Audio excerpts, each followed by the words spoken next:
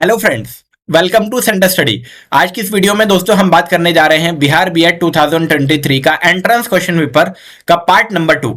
दोस्तों part number 1 में हमने ऑलरेडी 15 क्वेश्चंस को कवर कर लिया है, जो कि जनरल इंग्लिश के 15 क्वेश्चन से। अगर आपने वो नहीं देखे हैं तो पार्ट इस वीडियो के डिस्क्रिप्शन बॉक्स में उसका लिंक मिल जाएगा, आप वहां पे आसानी से उस वीडियो को देख सकते हैं। दोस्तों हम आगे भी पार्ट नंबर 3 पार्ट नंबर 4 में कंप्लीट डिटेल सॉल्यूशन लेकर आएंगे बिहार बीएड एंट्रेंस का। अगर आपने एंट्रेंस की तैयारी करनी है तो आप हमारे चैनल के साथ जुड़ सकते हैं, और अगर आपने एंट्रेंस पेपर दिया है ये वाला तो आप अपने आंसर को हमारे आंसर से मैच कर सकते हैं। तो आइए स्टार्ट करते हैं हमारी वीडियो को। सबसे पहले एक पैसेज दिया हुआ है, तो पैसेज को हम पे पढ़ना है बहुत ध्यान से। 16 से 20 क्वेश्चन तक आपको आंसर करना है। साहित्य तो एक सात्विक जीवन है, उसे कठिन तपस्या और महान यज्ञ समझना चाहिए। जहां व्यक्ति के व्यक्तित्व की कोई स्वतंत्र विषय नहीं रह जाते, उच्च साहित्य की वे भावभूमि है। वहां अपरिग्रह का साम्राज्य है, फोटो नहीं छापे जाते, वहां वाणी मौन रहती है, गाता गाने में सुख नहीं मानती।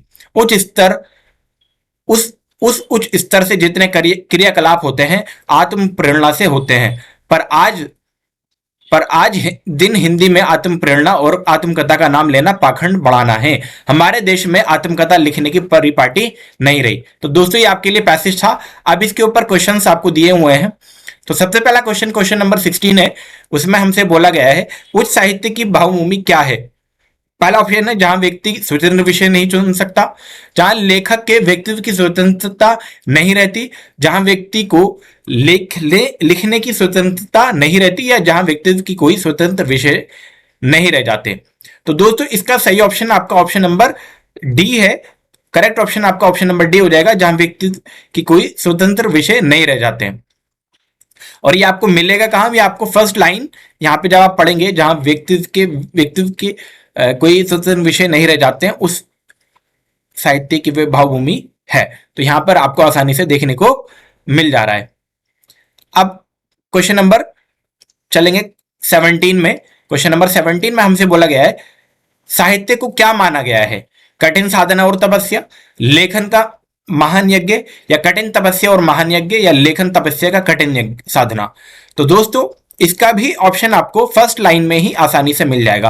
अगर आप यहां पर देखेंगे साहित्य तो एक सात्विक जीवन है, उसे कठिन तपस्या और महान यज्ञ समझना चाहिए। यहां पर जो मैंने अभी अंडरलाइन किया है आपके लिए, यहां पर इसका आंसर मिलेगा कि कठिन तपस्या और महान यज्ञ समझना चाहिए। अब कठिन तपस्या और महान यज्ञ सिर्फ एक ही ऑप्शन में है, ऑप्शन नंबर सी, इसीलिए हमारा option number C is the right answer. अब क्वेश्चन नंबर 18 में चलेंगे। हिंदी में किस विद्या को पाखंड कहा गया है? गाथा को, आत्म प्रेरित स्मरण को, संस्मरण को, या आत्मकथा को, या इनमें से कोई नहीं। दोस्तों इस क्वेश्चन का भी आंसर आपको ऑप्शन नंबर सी है, आत्मकथा को कहा गया है। आत्मकथा यानी कि ऑप्शन नंबर सी। अब ये कहां पर कहा गया है? ये आप सेकंड लाइन में आप देख पाओगे, आज दिन में आत्म प्रेरणा और आत्मकथा का नाम लेखन पाखंड बनाना है। तो यहाँ पे आत्मकथा का नाम आ गया, तो ऑप्शन नंबर आपको पता चल ही गया होगा कि आत्मकथा ऑप्शन नंबर सी में है। किस देश में आत्मकथा लिखने की परिपाटी नहीं रही? भारतवर्ष में, उत्तर प्रदेश में, रूस में, या आपका अमेरिका में? तो ऑप्शन में यहां पर क्लियर कहा है कि हमारे देश में, लास्ट लाइन में कहा है हमारे देश में आत्मकथा लिखने की परिपाटी नहीं रही। अब हमारा देश आपको मालूम ही है, जैसे हमारा प्यारा देश भारत देश, तो अब भारतवर्ष यानी कि ऑप्शन नंबर ए हमारा सही हो जाएगा। क्वेश्चन नंबर 20 में चलेंगे। उच्च स्तर के क्रियाकलाप किससे होते हैं? अनुभव से, आत्म प्रेरणा से, आत्म कथन से, या आत्म अवलोकन से? तो दोस्तों इसका आपको राइट आंसर मिलेगा आत्म प्रेरण से, ऑप्शन नंबर बी। और ये कहां पर आपको मिलेगा? ये आपको मिलेगा सेकंड लाइन के स्टार्टिंग में ही आपको मिल जाएगा, यानी कि सेकंड लास्ट लाइन जब आप जाएंगे, मैं इसको अलग पेन से बोल्ड कर देता हूं आपके लिए। यहां पे आप देखेंगे आत्म प्रेरण से होते हैं, यानी कि जितने क्रियाकलाप होते हैं आत्म प्रेरण से होते हैं। अब आत्म प्रेरण जो था दोस्तों ऑप्शन नंबर बी में था, और इसीलिए हमारा ऑप्शन नंबर बी सही हो जाएगा। अब क्वेश्चन नंबर 21 में चलेंगे, और इसमें हमसे बोला गया है मुख्य का विलोम शब्द है विमुख, प्रतिमुख, गौण, या सामान्य? तो गौण इसका राइट आंसर हो जाएगा। मुख्य का जो विलोम शब्द है आपका गौण होगा। अब इसके और पर्यायवाची क्या होते हैं? अगर मुख्य मुख्य शब्द के पर्यायवाची की बात करेंगे, ये तो विलोम शब्द था। अगर पर्यायवाची शब्द की बात करेंगे तो इसके पर्यायवाची में आपके आ जाते हैं जैसे कि आवश्यक या महत्वपूर्ण आप कह सकते हो, या आप कह सकते हैं प्राथमिक। ये सारे के सारे आपके क्या है भाई, ये सारे के सारे इसके पर्यायवाची शब्द है, यानी कि जिनका मीनिंग सेम होता है। अब बढ़ेंगे क्वेश्चन नंबर दोस्तों, क्वेश्चन नंबर 22 में, और इसमें हमसे बोला गया है तेल देखो, तेल की धार देखो का अर्थ क्या है। लापरवाही से नुकसान होता, लापरवाही से नुकसान होता है, या तेल की धार देखकर तेल का परीक्षण करना, या काम करते समय उसकी पहचान करना, या रुख पहचानना। तो दोस्तों इसका सही ऑप्शन होगा ऑप्शन नंबर डी, रुख पहचानना।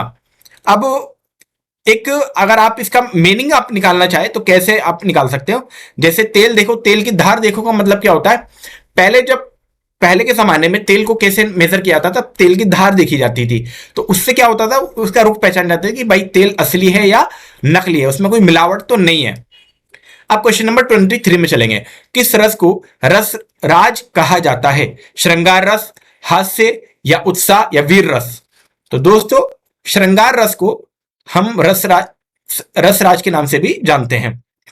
यहां पर एक मिस्टेक ये है, श्रृंगार में एक रा वाला इधर भी आएगा, और श्रृंगार, तो इसीलिए हमारा इसका राइट ऑप्शन हो जाएगा ऑप्शन नंबर ए।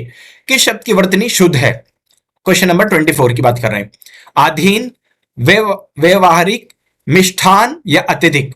तो दोस्तों वर्तनी शुद्ध का मतलब क्या है कि स्पेलिंग किसकी सही है, किसकी वर्तनी शुद्ध होगी, तो यहां पे सिर्फ एक ही ठीक है, और जो कि ऑप्शन नंबर डी भी लगा हुआ है, अत्यधिक। बाकी मिष्ठान जो होता है वो बड़ा ठा नहीं आता है, उसमें क्या होता है आपका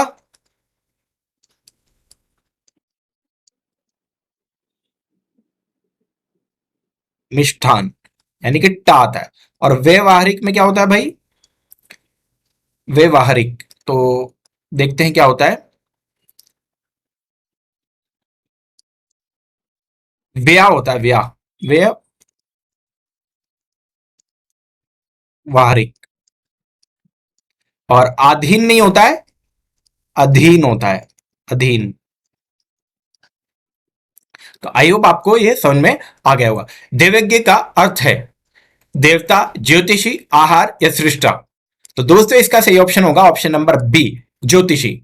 देवज्ञ का मतलब ज्योतिषी। अब जैसे कि मैं एक सेंटेंस बोलता हूं कि खालिद एक कुशल देवज्ञ है, यानी कि एक ज्योतिषी है, तो ये आपके लिए क्या हो जाएगा, ज्योतिषी का काम करेगा। जो क्वेश्चन नंबर 26, लेखक शब्द के अंत में कौन सा प्रत्यय लगा हुआ है, का, एक, आक, या अक।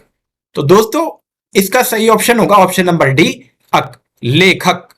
अब अक से बनने वाले कुछ और शब्द हम देख लेते हैं, जैसे पाठक हो सकता है, पाठक, या हो सकता है आपका कारक, या आपका गायक हो सकता है। तो ये वो सारे शब्द हैं जिनमें अक क्या होता है, प्रत्यय होता है। प्रत्यय वो शब्द होता है जो किसी शब्द के लास्ट में लिखकर उसका मीनिंग चेंज कर दे। क्वेश्चन नंबर 27, त्रिफला में कौन सा समास है, कर्मधारय, अविभाव, द्विंदु, या द्विगु। तो इसका सही ऑप्शन होगा ऑप्शन नंबर डी, द्विगु समास। अब बढ़ेंगे दोस्तों अगले क्वेश्चन की तरफ, क्वेश्चन नंबर 29 में, 28 में, सॉरी 28 है। रेलगाड़ी शब्द है तस्तम, देशत, विदेशत, या संकर। तो दोस्तों रेलगाड़ी जो शब्द है ये आपका संकर शब्द है, ऑप्शन नंबर डी हमारा सही हो जाएगा। अब संकर शब्द किसे कहते हैं, वे शब्द जो दो भाषाओं से मिलकर जब बनते हैं, जो दो भाषाओं से मिलकर बनाए जाते हैं या मिलाकर बनाए जाते हैं, उन्हें हम संकर शब्द कहते हैं। जैसे रेल अलग वर्ड है और गाड़ी अलग वर्ड है, यानी कि रेल जो है आपका इंग्लिश वर्ड है और गाड़ी आपका हिंदी वर्ड है, तो दोनों को मिला दिया जाए तो एक रेलगाड़ी बनता है जो कि दो भाषाओं को मिलकर बनाए। तो इसीलिए हमारा सही ऑप्शन हो जाएगा ऑप्शन नंबर डी। अब क्वेश्चन नंबर 29 में चलेंगे, और इसमें हमसे बोला गया है कि इस वाक्य में अपादान कारक है। राम ने रावण को तीर से मारा, या मोहन से अब सहा नहीं जाता, या हिमालय से गंगा निकलती है, या चाकू से फल काटो। तो दोस्तों मैं आपको सबसे पहले इसमें अपादान कारक बता देता हूं, उसके बाद हम चलेंगे अपादान किसे कहते हैं। तो इसमें सही ऑप्शन होगा ऑप्शन नंबर सी, हिमालय से गंगा निकलती है। अब अपादान जिससे किसी वस्तु का अलग होना पाया जाता हो उसे अपादान कहते हैं। जैसे हिमालय से गंगा जो निकल रही है वो आपकी हिमालय से निकल रही है, यानी कि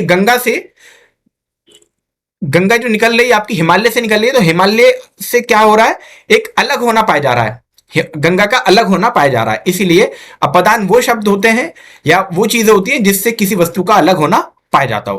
क्वेश्चन नंबर 30 यानी कि हिंदी के लास्ट क्वेश्चन की तरफ चलेंगे, और इसमें हमसे बोला गया है कमल का पर्यायवाची शब्द है रजनीगंधा, गुलाब, अंबुज या मल्लिका।